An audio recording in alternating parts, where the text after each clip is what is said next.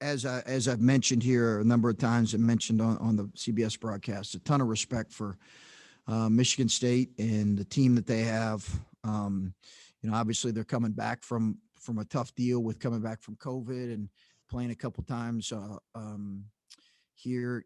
So I think there's not a better late season coach in the country than Tom. So obviously when we see them here again in a few weeks, we know it's going to be a much different team.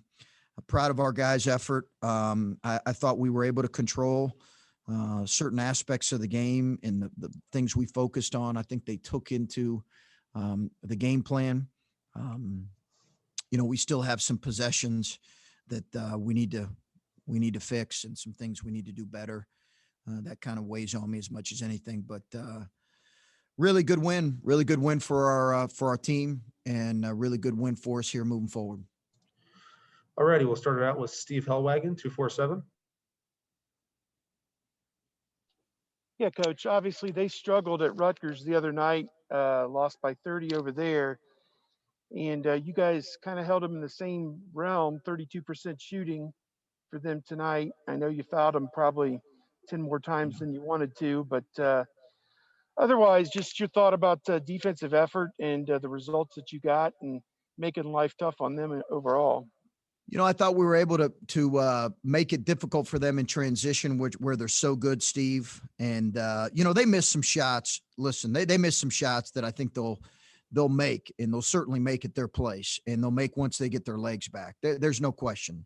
But I thought overall we did some things defensively that were good. And I thought we had, outside of fouling, Steve, I thought we did pretty good job on our assignments, but we had too many. We fouled too much, and that's again my fault. We got to get better at that. But really solid defensive effort overall.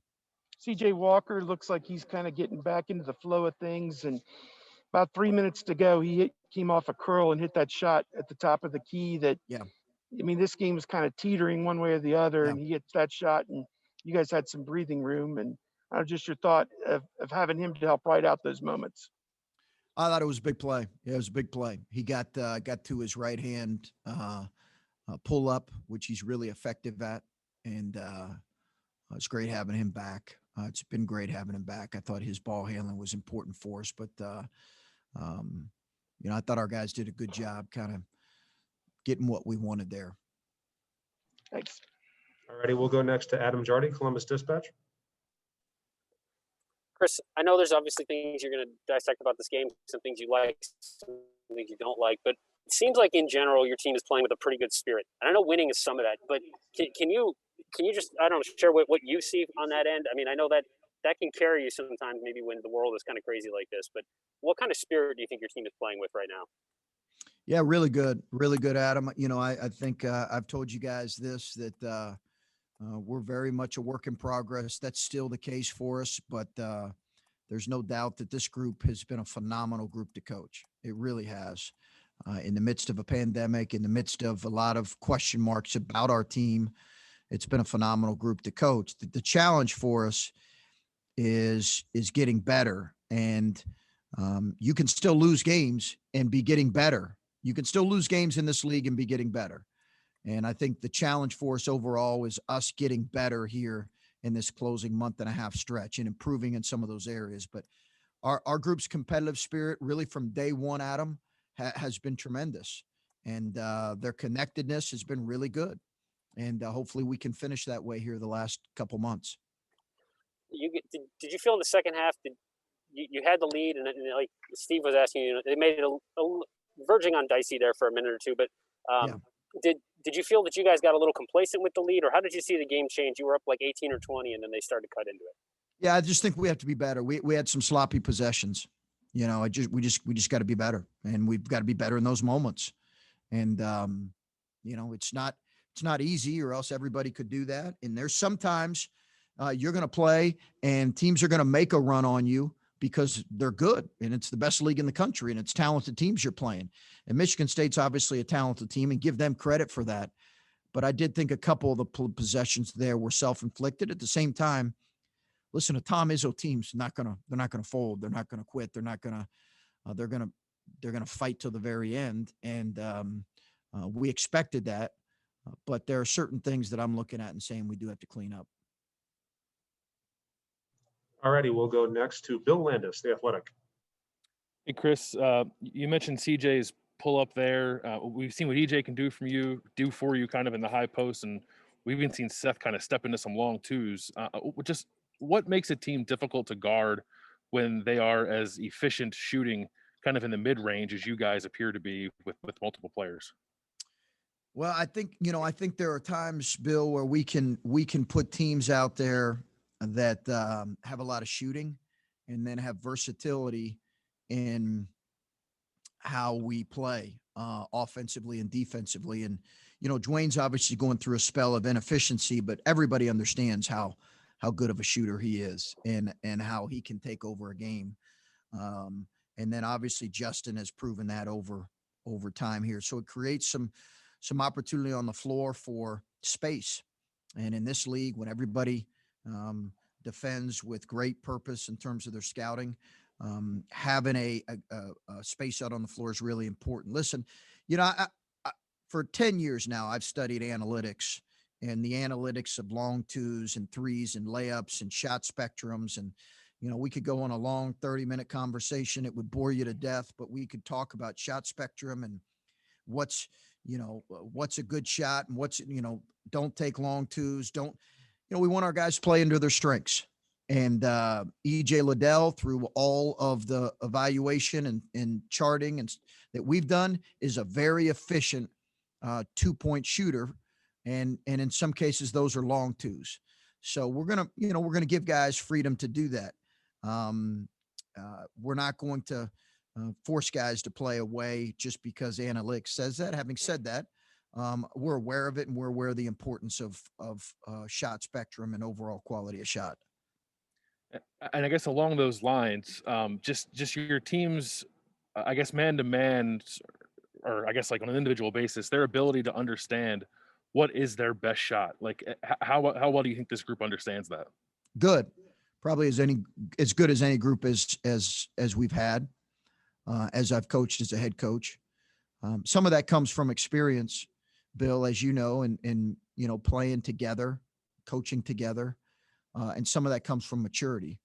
When guys play to their strengths, there's a freedom there, and they look like the good players they are.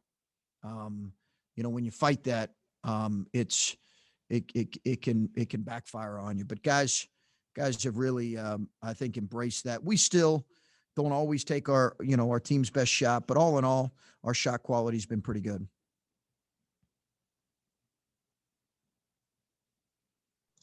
All righty, we'll go next to Brendan Gulick, Buckeyes Now on SM.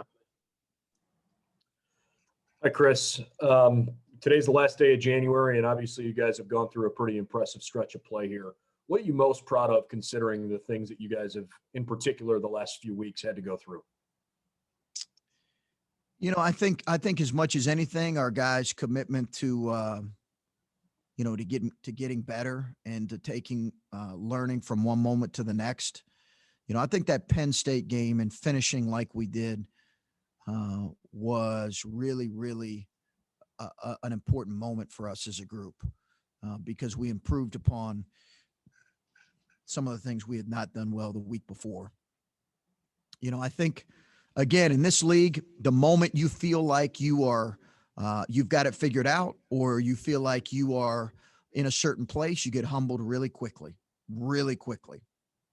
So for us, it's always about focusing on the bricks and not the wall, the daily focus of getting better, because it just can be really humbling playing in this league, and you can get humbled really quickly. All righty, next up, Patrick Murphy, 247. Chris, you got asked about Musa when we talked to you the other day, and I'm curious what goes into the decision to get him into games. Is it just matchup based? Today's 16 minutes. I think he's 4-2 the last two games. Is it matchup? Is it certain things Practice. You guys see? What? Okay. Practice. Okay. And how do you see him handle when he doesn't have, the games like today where he contributes as much? Bottom line is Musa practiced well the last couple of days. and he's practiced well in the past, but I thought we felt him in practice, and I thought, listen, at this point, what players have to understand is you're always evaluating how guys practice, and if they don't quite bring the energy in practice, maybe somebody else that brings the energy deserves that opportunity. So I thought he practiced really well, and I just felt like he deserved a look. You're right. His minutes were good. Maybe he didn't have the quote unquote offensive impact, but I still thought he had a really good impact on our game. All righty, we'll go next to Stephen Means, Cleveland.com. Chris, you've the last couple of years been really good at maybe tempering expectations. When they get out of hand a little bit. You've been right every single time when telling people to hold on with some of you. You're always right with it, but I mean, now that you've been through a month of Big Ten play, you've got some non-conference games under your belt, and you're kind of entering this last stretch of games here. How do you feel about your team? And do you feel like you need to temper any expectations right now? Well, I don't really pay much attention to what quote unquote the expectations would be. I totally understand the question, Stephen, and it's a good one. I think I don't bother myself really with paying a whole lot of attention to any of that. I think at the end of the day, as I said, I think this league, you can look and you can say, wow, that team's really, really struggling. They've lost 5 straight. And then in 2 weeks later, you can say, wow, that's the hottest team in the league. They're a top 15 team in the country. It's just, there's tremendous swings in this league. So you try to focus on getting better. What I have said, Stephen, from day one about this group, and I don't think I've come off this, is I love their maturity. We've got a group that has a really nice blend of older and young guys. We've got talented players, but I love this group. I've loved coaching this group from day one. We've loved as a coaching staff. So I think their maturity's good, and come on in. And I feel really good about coaching this group. So that gives me optimism that hopefully we can keep getting better. And then with CJ, Michi's minutes are going to be what they are this year. He's not technically supposed to be here. He's a high school senior technically. When you have to chew him out for clearly not hustling on a play, does CJ maybe say anything to him on the sideline? What's that relationship there which clearly he's here to learn from CJ Walker this year? Yeah, Michi's going to be a terrific player. He's going to be a terrific player. He just, I think all in all, I think he's going to play more at times. You're right. He should still be in high school, but Michi was great. We just talked through. I thought there was a loose ball that he probably needed to get to, but he's he's done such great things for this group already. And I know he's going through the rest of the season. Righty, we'll go next to Rob Aller, Columbus Dispatch. Chris, can you hear me? It's a miracle if you can. Rob, I got you, man. I got you. I appreciate you figuring out whatever the technical issues are and getting them fixed. It's probably operator error. Anyhow, Justice Suing, does he get the credit he deserves as being a tough guy? Just watching him go into tough areas, dive for loose balls, and what do you like best? What do you like best about him? He's getting tougher. I think he's getting tougher. He certainly didn't come in with that reputation, but he's a physical, talented kid. And I think what people have always said is, okay, he's got to play with more motor and he's got to play tougher. And that's our job to help him understand that areas where he's not doing that as well. But he's, again, a phenomenal kid to coach. And I thought today, particularly the second half, we don't win the game without him having the second half he did. All righty, we'll go next to Colin Hass-Hill, 11 Warriors.